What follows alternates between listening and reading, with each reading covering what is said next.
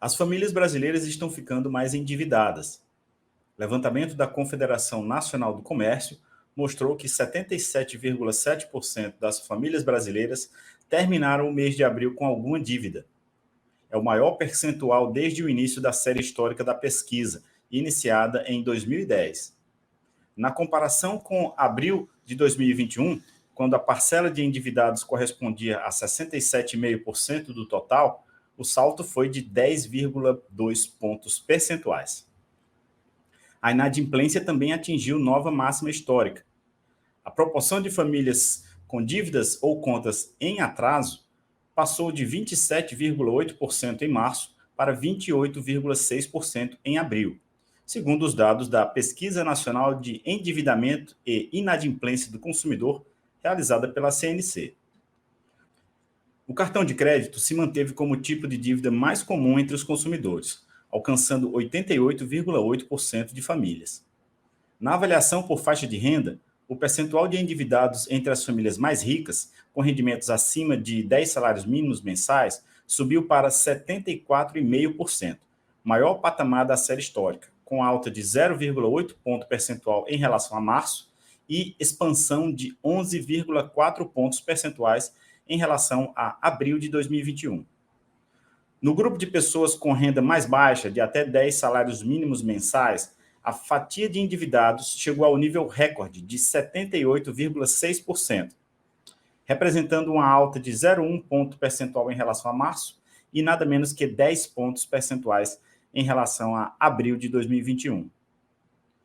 Em relação à inadimplência, 31,9% das famílias de renda mais baixa estão com contas em atraso, enquanto no grupo de renda mais elevada, esse percentual é de 13,5%. Ao falar sobre o aumento do endividamento no cartão de crédito, o economista Eduardo Moreira afirmou que os juros dessa modalidade de consumo são abusivos.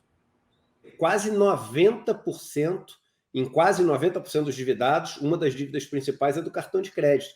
E vamos lembrar que a dívida do cartão de crédito, aquela rotativa, né? A gente está falando de uma dívida que é uma dívida que chega a 300%, 400%. Então, assim, a gente está falando de um absurdo que pode. Né? No Brasil tem o crédito pessoal, vários bancos cobram mais de 1.000% ao ano. E pode. E pode. Agora, como é que pode? É uma coisa que a gente, enfim, tem que se questionar e tem que denunciar, porque não deveria poder. Além do endividamento, a inflação também bateu recorde em abril e atingiu a taxa mais alta para o mês em 26 anos. O Índice Nacional de Preços ao Consumidor Amplo, o IPCA, indicador oficial que mede a inflação, subiu 1,06% em abril, na comparação com março, na pior taxa desde 1996.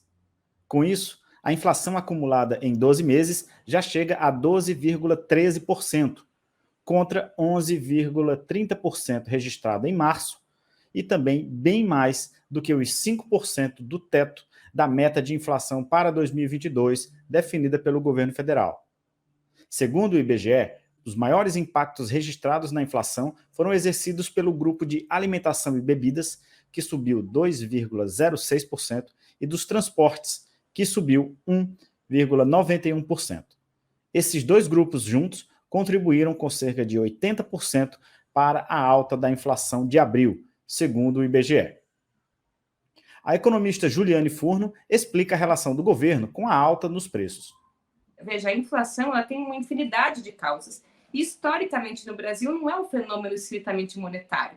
A inflação no Brasil, hoje, é basicamente uma inflação que uma parte é importada, ou seja, não tem nada a ver com as características domésticas, é a guerra na Ucrânia, são as desorganizações das cadeias globais de suprimento que impactam na estrutura de oferta. Inclusive, todos os países do mundo estão com nível inflacionário elevado, até os Estados Unidos. É uma inflação ligada à própria desorganização da cadeia de fornecimento de commodities, que faz com que os alimentos fiquem mais caros, é a desvalorização da nossa moeda, mas, em parte, é uma inflação fabricada no Brasil.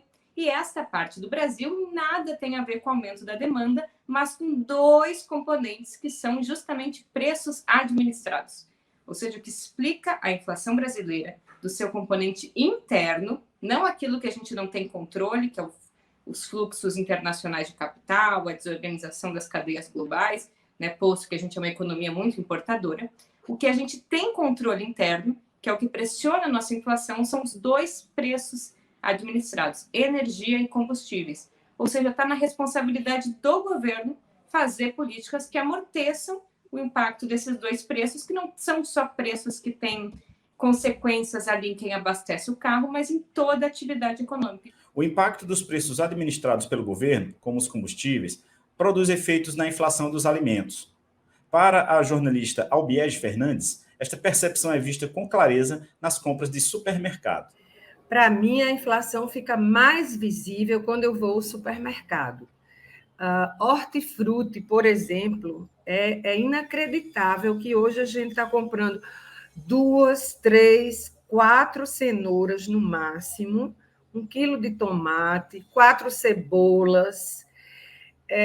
Eu estou falando de uma pessoa que mora sozinha. Eu moro sozinha, a minha família é bastante dispersa, cada um tem sua vida, e a inflação, a rigor, parecia que não ia me pegar, porque eu sou uma pessoa sozinha.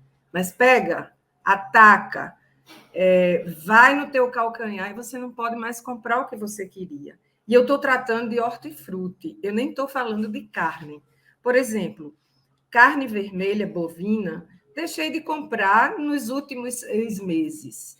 Eu tenho feito a opção de carne suína, de frango, de um peixinho desses mais baratos, não os medalhados dos supermercados, como salmão e outros, bacalhau e outros. Isso não entra mais na minha casa. A inflação e o endividamento elevados têm desafiado o dia a dia dos brasileiros e reduzido as chances de crescimento do país. No relatório divulgado na primeira semana de maio, o Banco Central calcula que o IPCA chegue ao final de 2022 com uma alta acumulada de 7,89%, bem acima do teto de 5% que é projetado pelo governo federal. Já a estimativa do BC para o Produto Interno Bruto, o PIB, que é a soma de riquezas produzidas pelo país, é de estagnação, com uma leve alta de 0,70%.